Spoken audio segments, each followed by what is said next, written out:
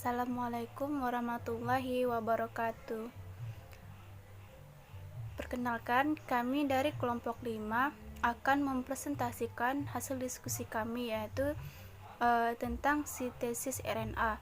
Nah, di sini kami ada 3 orang. Yang pertama saya sendiri, yaitu Endang. Yang kedua ada Maria Pascalia Kewabutun. Nah, yang ketiga ada Melina Kurniawati.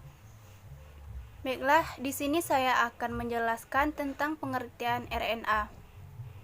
RNA itu adalah asam ribonukleat, dalam bahasa Inggris ribonukleat acid. Senyawa yang merupakan bahan genetik dan memainkan peran utama dalam ekspresi genetik. Asam ribonukleat atau RNA adalah asam nukleat beruntai tunggal yang tersusun atas monomer nukleotida dengan gula ribosa. RNA merupakan polimer yang disebut polinukleotida.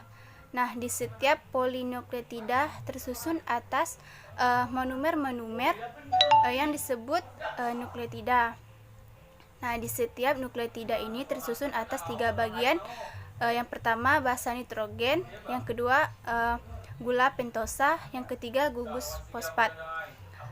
Basa nitrogen pada RNA terdiri dari adenin, guanin, sitosin, dan urasil. Urutan basa-basa nitrogen tersebut dapat mengkode informasi genetik. RNA atau asam ribosa nukleat merupakan satu dari 3 makromolekul utama bersama dengan protein dan DNA yang memiliki peran sebagai pembawa bahan genetik serta memainkan peran utama dalam ekspresi genetik. Di dalam suatu genetik molekular, RNA menjadi sesuatu perantara antara informasi yang dibawa DNA serta ekspresi fenotipik yang diwujudkan dalam bentuk protein. Nah, selanjutnya struktur RNA. RNA atau asam ribosa nukleat merupakan satu dari 3 makromolekul utama bersama dengan protein dan DNA yang memiliki fungsi penting dalam segala bentuk kehidupan. RNA mempunyai peran sebagai pembawa bahan genetik serta memainkan peran utama dalam ekspresi genetik. Di dalam suatu genetika molekular, RNA menjadi suatu perantara antara informasi yang dibawa DNA serta ekspresi fenotipik yang diwujudkan dalam bentuk protein. Struktur dasar RNA ini mirip dengan DNA. RNA merupakan polimer yang tersusun dari sejumlah nukleotida. Setiap nukleotida memiliki suatu gugus fosfat, yaitu gugus pentosa dan gugus basa nitrogen, juga bisa disebut dengan basa N.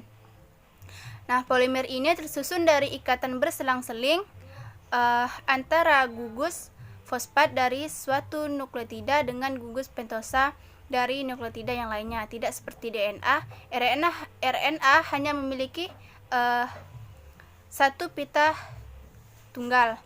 Seperti gambar yang di samping itu adalah struktur RNA-nya.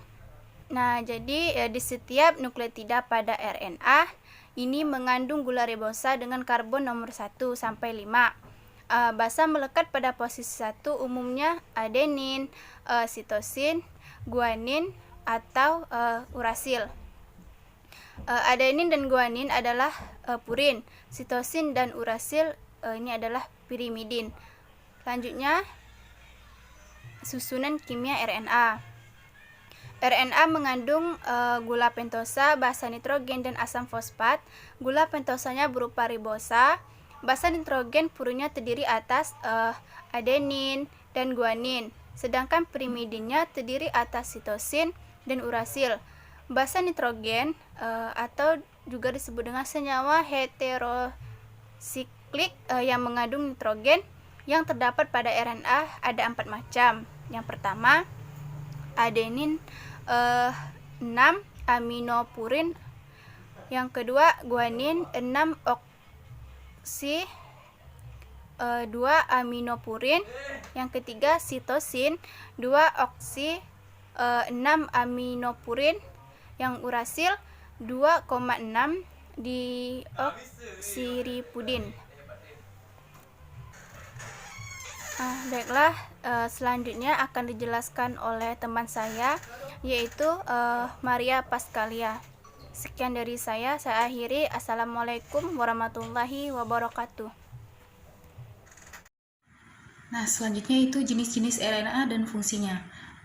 Pada dasarnya, terdapat dua kelompok utama RNA yang menyusun makhluk hidup, yaitu RNA genetik dan RNA non-genetik. Nah, yang pertama itu RNA genetik.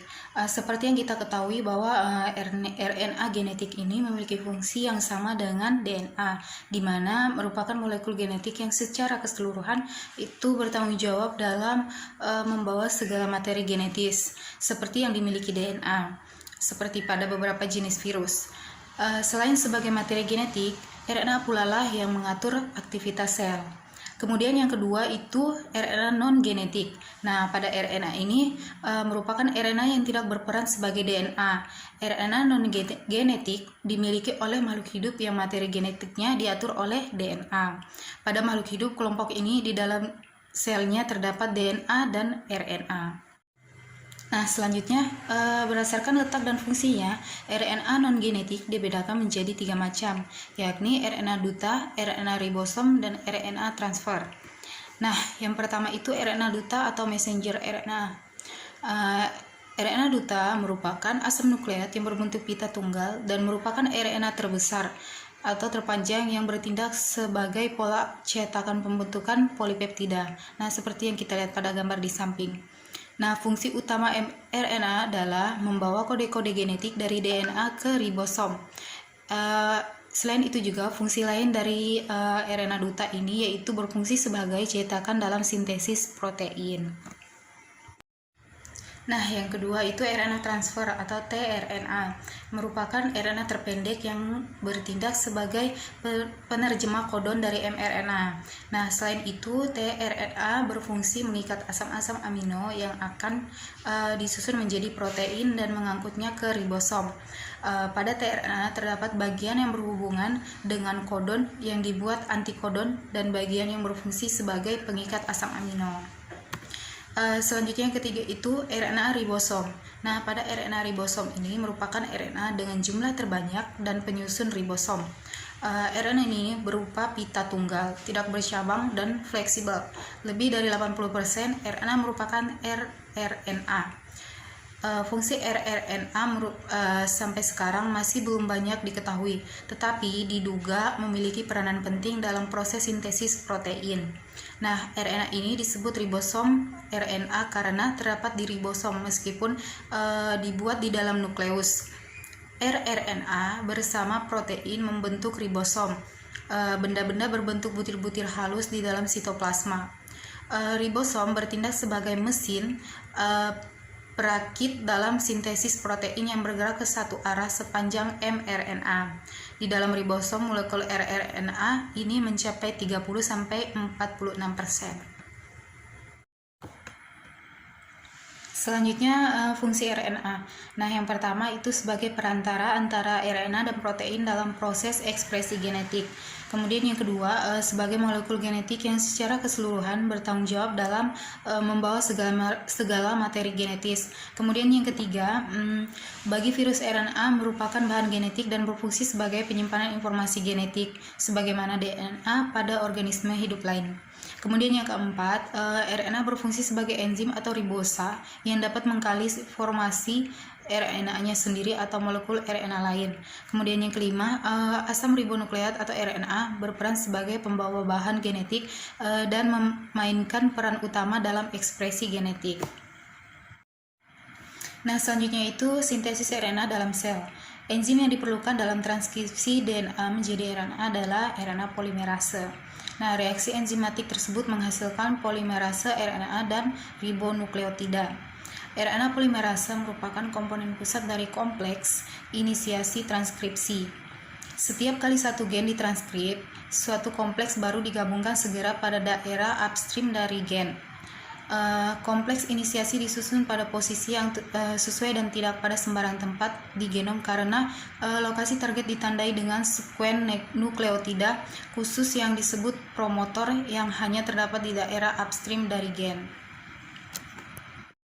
Baik, mungkin sekian presentasi dari kelompok kami. Kurang dan lebihnya kami mohon maaf. Kami ucapkan terima kasih. Nah, berikut ini adalah garis besar pemrosesan pre-RNA. Yang pertama itu modifikasi air. Nah, pada modifikasi air ini terjadi selama sintesis mRNA, eukariot, dan archaea yang umumnya dengan penambahan nukleotida pada ujung 5 yang disebut cap dan ekor poli A pada ujung 3. Kemudian yang kedua, splicing. Nah, pada splicing ini adalah penghilangan intron dari prekursor RNA.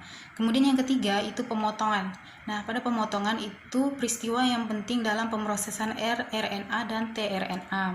Kemudian yang keempat itu pemrosesan mRNA. Nah, yaitu di mana transkripsi prekursor RNA duta atau pre-mRNA yang baru dibuat ditransformasikan menjadi RNA duta atau messenger RNA mRNA matang. Selama penjalinan, intro dibuang dan akson digabungkan. Baik, mungkin sekian presentasi dari kelompok kami. Kurang dan lebihnya kami mohon maaf. Kami ucapkan terima kasih. Can anybody out there hear me? Hear me?